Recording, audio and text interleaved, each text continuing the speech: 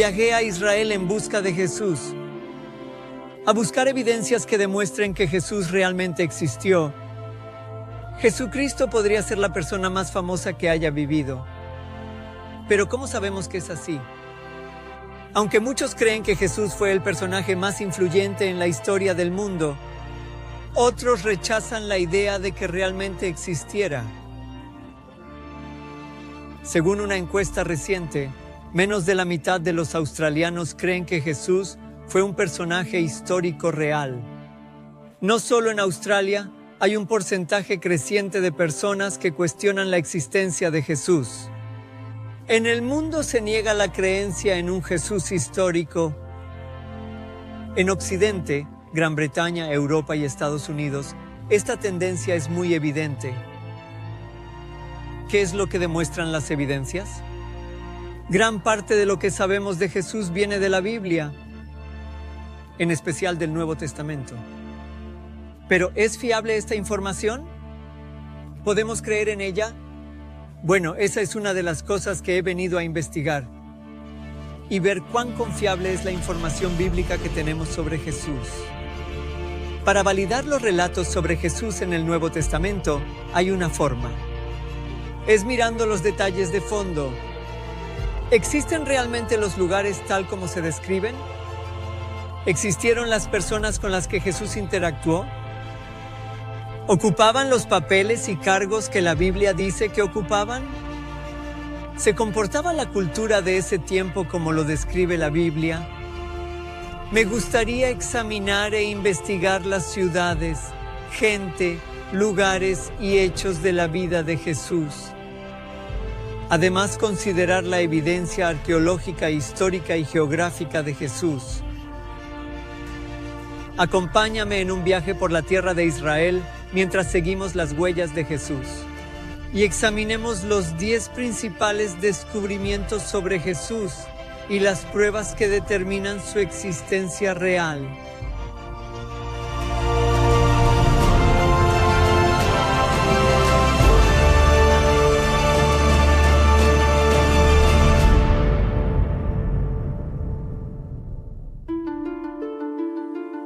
Iniciamos los primeros hallazgos arqueológicos de Jesús con el antiguo barco de Galilea. Esta antigua barca de pesca se encuentra en el Museo Yigal Alon, en el Kibutz Jinizar, a orillas del lago de Galilea. 1996, una grave sequía en Israel hizo que el nivel del agua del mar de Galilea descendiera varios metros. Dos hermanos, al buscar objetos arqueológicos a lo largo de la costa noroeste expuesta, descubrieron un antiguo barco enterrado en el barro. La madera débil expuesta por primera vez en 2000 años requería atención inmediata para sacarla con seguridad. Estuvo sumergida en un conservante químico durante 11 años antes de ser expuesta en el museo. Es conocida como la Barca de Jesús.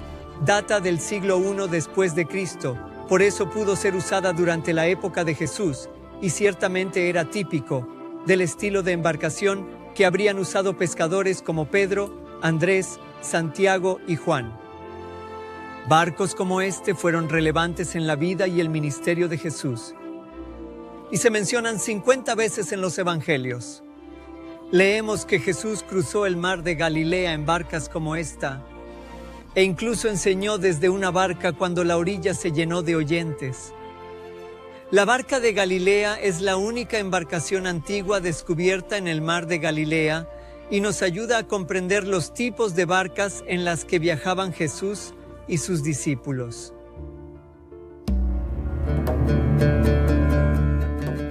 El noveno hallazgo arqueológico sobre Jesús en nuestro top 10 son las antiguas sinagogas.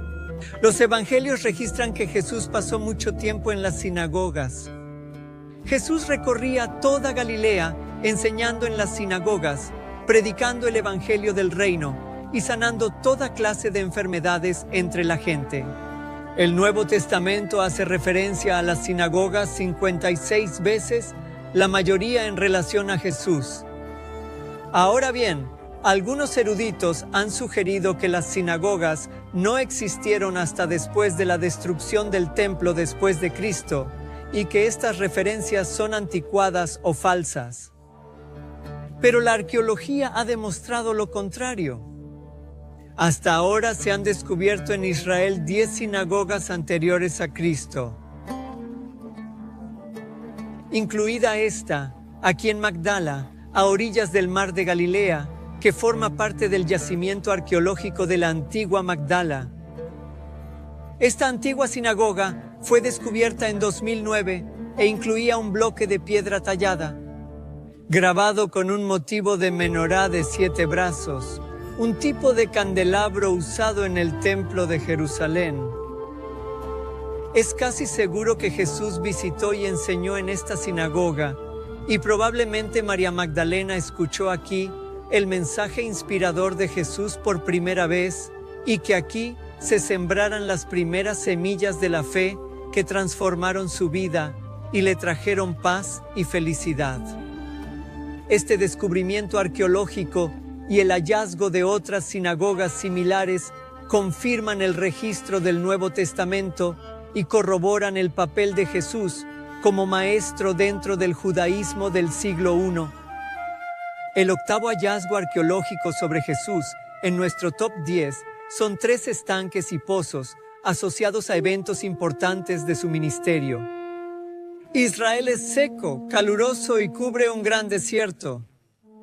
Por eso las fuentes de agua son importantes para sostener la vida y eran lugares de reunión en la antigüedad. Por eso no es extraño que varias fuentes de agua sean destacadas en el ministerio de Jesús y se relacionen a importantes relatos evangélicos. Una de ellas es el estanque de Siloé, descubierta accidentalmente en 2004 durante la reparación de un sistema de drenaje. Arqueólogos y autoridades de antigüedades de Israel descubren escalones de piedra, monedas y cerámicas halladas, revelan que esos escalones son parte de un estanque del tiempo de Jesús. Otras pruebas luego lo identificaron como el estanque de Siloé. El capítulo 9 de Juan relata que Jesús curó a un hombre ciego de nacimiento, poniéndole barro en los ojos y haciéndole lavarse en el estanque de Siloé. Es el relato evangélico más largo de los milagros de Jesús. A 2 kilómetros al norte del estanque de Siloé, hay otro estanque en Jerusalén llamado el estanque de Betesda, conocido por el relato del Nuevo Testamento de Jesús, curando al paralítico que sufría desde hace 38 años. El capítulo 5 de Juan describe el estanque cerca de la Puerta de las Ovejas y rodeado por 5 columnatas o pórticos hasta el siglo XIX. No había evidencia arqueológica del estanque de Betesda. Escépticos usaron esto para probar que la vida y el ministerio de Jesús del Nuevo Testamento no era confiable y tenía errores. Pero todo esto cambió en el siglo XIX, cuando el renombrado arqueólogo alemán Konrad Schick descubre los restos de un pozo que encajaba con la descripción de este relato. Otras excavaciones en los años 60 revelaron una piscina rectangular con 2 piletas divididas por un muro. Sí, una piscina de 5 lados, cada lado con un porche cubierto o pórtico, tal como Juan lo describió en su libro. La siguiente evidencia es un pozo. Es el pozo de Jacob. Jesús habló con la mujer samaritana en el pozo de Jacob, cerca de Sicar, la actual Naplusa. Jesús le reveló que era el Mesías. Hoy es un antiguo pozo situado a los pies del monte Gerizim, conocido por todas las tradiciones, judía, samaritana, cristiana y musulmana, como el pozo de Jacob. Casi todos los eruditos concuerdan en este lugar auténtico, donde Jesús habló con la mujer samaritana y le pidió agua, y luego le ofreció agua viva. Es probablemente el lugar religioso más auténtico de Tierra Santa.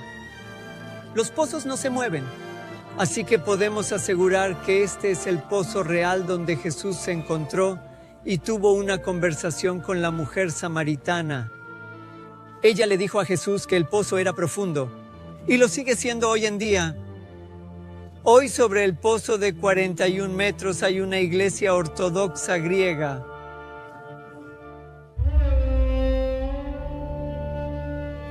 La quinta evidencia relacionada a Jesús se encuentra en el Templo de Jerusalén. El templo judío que se alzaba aquí en tiempos de Jesús era una de las maravillas arquitectónicas del mundo antiguo, una maravilla para la vista. Era el centro de la vida nacional y religiosa de Israel. Jesús conocía bien el templo y lo visitaba a menudo. De hecho, su vida de principio a fin estuvo asociada con el templo. De niño, sus padres lo llevaron al templo para consagrarlo y presentarlo al Señor.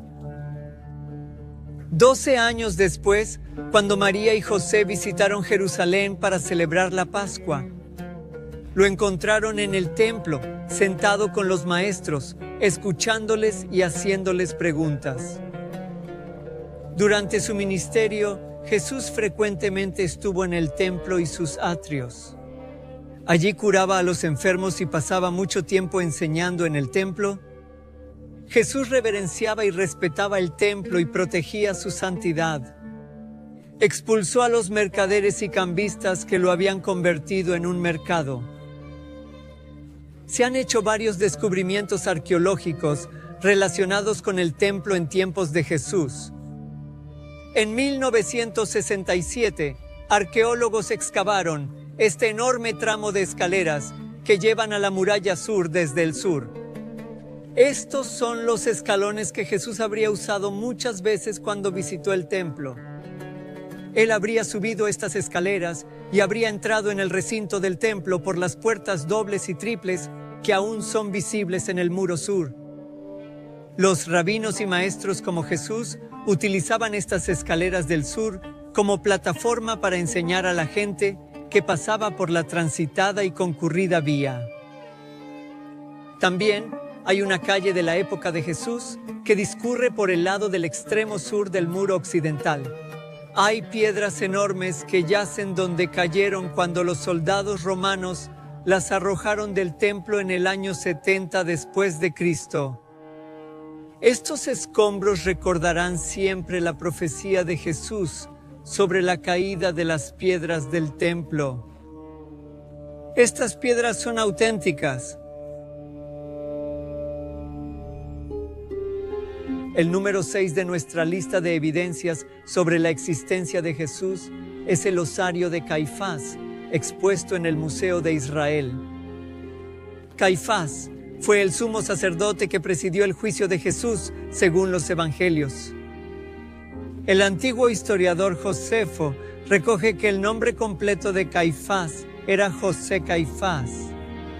En 1990, cuando construían un parque acuático cerca de Jerusalén, la excavadora atravesó el techo de una tumba rupestre del siglo I. Se llamó a los arqueólogos y descubrieron una variedad de osarios o cajas de huesos del siglo I. Estos osarios se hacían para guardar los huesos de los muertos. El cuerpo del difunto se colocaba primero en una tumba temporal o cueva. Al cabo de unos años, se retiraban los restos óseos y se colocaban en un osario. Uno de los osarios estaba muy adornado y tenía inscrito el nombre de José, hijo de Caifás. Aquí estaban los huesos de un hombre de 60 años que data del siglo I. Estudiosos aseguran que son los restos de Caifás involucrado en el juicio de Jesús, como se registra en el Nuevo Testamento. El número 5 de nuestra lista de las 10 evidencias sobre la existencia de Jesús es la piedra de Pilato. Los 4 evangelios declaran que el gobernador romano Poncio Pilato condenó a Jesús a morir crucificado. Pero hasta el verano del 961 no existía ninguna prueba arqueológica que demostrara que Poncio Pilato realmente existió. Los críticos, deseosos de descartar los evangelios del Nuevo Testamento como ficción, señalaban la falta de pruebas sobre Pilato para apoyar sus afirmaciones. Sin embargo, en 1961, un equipo de arqueólogos italianos que excavaba en el teatro de Cesarea Marítima desenterró un bloque de piedra caliza del siglo I con una dedicatoria de Poncio Pilato a Tiberio César, el prefecto de Judea. La piedra de Pilato confirma que Pilato era el prefecto de Judea, gobernador como describe el Nuevo Testamento. Menciona su nombre y su cargo. La piedra de Pilato proporciona evidencia arqueológica del primer siglo de Poncio Pilato, quien entregó a Jesús para ser crucificado. La piedra original está expuesta permanentemente en el Museo de Israel. El cuarto de nuestra lista, el talón del crucificado. Ahora la crucifixión es quizá la pena de muerte más brutal y tortuosa jamás ideada por el hombre.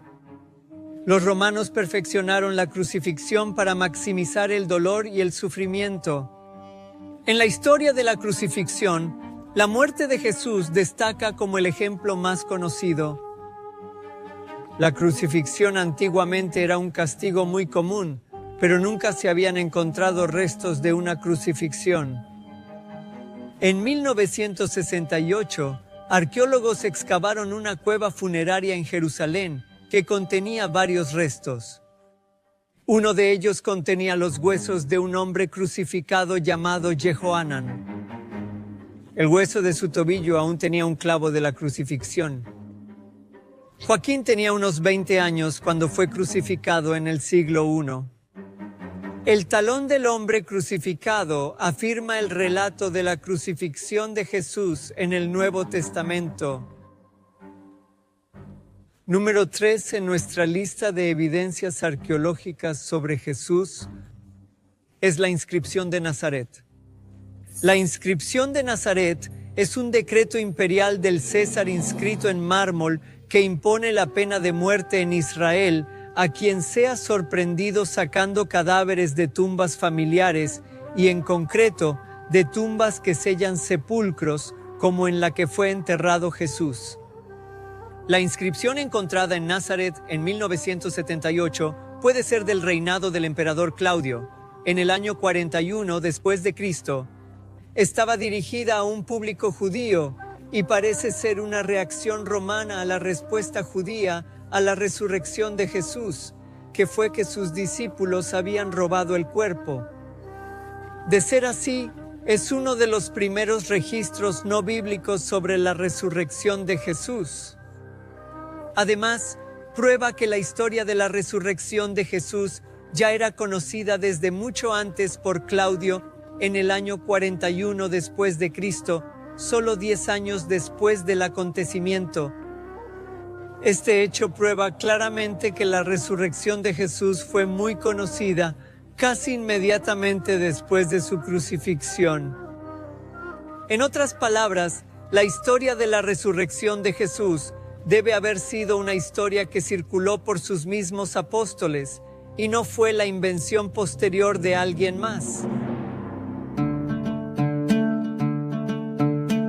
Los sitios en el Nuevo Testamento de Jesús son el número 2 de la lista. El relato de la vida de Jesús en el Nuevo Testamento se refiere a una serie de lugares en Tierra Santa. Pero, ¿existieron realmente estos lugares como se describen? La mayor parte de la vida de Jesús fue en Galilea y Judea, así que es muy fácil comprobar si estos lugares existieron y hasta qué punto es exacto y confiable el Nuevo Testamento. Aquí, en la región de Galilea, visitamos y comprobamos los siguientes lugares mencionados en el Nuevo Testamento en relación con Jesús: Naín y Nazaret, el río Jordán, Tiberíades, Caná, Magdala, Tabga, Cafarnaúm, Corazín, Betsaida, Cesarea de Filipo y el mar de Galilea. Varios lugares inactivos y enterrados durante siglos han sido descubiertos y excavados recientemente por arqueólogos. Todas están allí, tal como indicaba el Nuevo Testamento.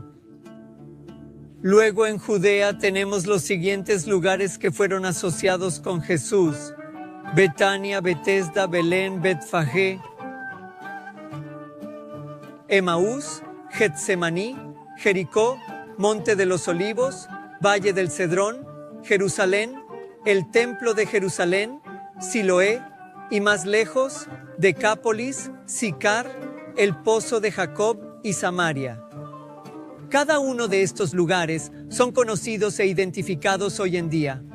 Muchos han sido excavados por arqueólogos y confirman la fiabilidad y exactitud del Nuevo Testamento. Estos son lugares reales donde estuvo Jesús, tal como indica el Nuevo Testamento, y nos ayudan a entender mejor la vida y el ministerio de Jesús. Ahora llegamos al número 1 de las evidencias sobre la existencia de Jesús. Los autores e historiadores seculares que mencionaron a Jesús han descubierto numerosos manuscritos antiguos escritos por autores seculares que mencionaron a Jesús en los 150 años siguientes a su vida. En general, sus comentarios no apoyan ni complementan a Jesús ni al cristianismo. Sin embargo, sí testifican de la existencia de Jesús y confirman el registro de su vida tal como está en el Nuevo Testamento. Por ejemplo, Flavio Josefo, un historiador judío que se pasó a los romanos y se convirtió en uno de los historiadores más destacados del siglo I después de Cristo, afirma que Jesús se llamaba el Cristo y que su hermano era Santiago. A continuación, Tácito, senador e historiador romano que vivió en el siglo I, escribió que Cristo sufrió la pena extrema durante el reinado de Tiberio a manos de uno de los procuradores, Poncio Pilato. Plinio el Joven señala que los cristianos adoraban a Jesús como a un Dios. Ahora bien, aunque estos escritores antiguos son poco amistosos con el cristianismo, son extremadamente valiosos porque corroboran el esquema básico y los detalles de Jesús, tal como se dan en el Nuevo Testamento. Estos escritores no cristianos confirman que el ministerio de Jesús empezó durante el reinado de Tiberio César, que Poncio Pilato era gobernador de Judea en el momento de la muerte de Jesús, que Jesús fue condenado a muerte como un criminal, que su muerte ocurrió en Judea, y que la muerte de Jesús no detuvo la difusión de su mensaje. Todos estos hechos confirman lo escrito en el Nuevo Testamento. Estas son las 10 evidencias arqueológicas más importantes sobre Jesús. Ahora que conoces la evidencia, ¿cuál es el veredicto? Los creyentes lo llaman el Hijo de Dios. Los escépticos lo niegan como mero mito y leyenda. Ahora, arqueólogos en Tierra Santa e historiadores que investigan con empeño o están separando la realidad de la ficción. Y la realidad es que el peso abrumador de la evidencia apoya lo que el Nuevo Testamento dice sobre Jesús. Cada indicio arqueológico e histórico confirma el registro del Nuevo Testamento sobre Jesús. Cuanto más excavamos, más confirmación encontramos de todo lo que la Biblia dice sobre Jesús. De hecho, hay más pruebas arqueológicas de Jesús que de cualquier otra figura histórica. Como vimos, la arqueología confirma la vida y ministerio de Jesús con abundantes pruebas.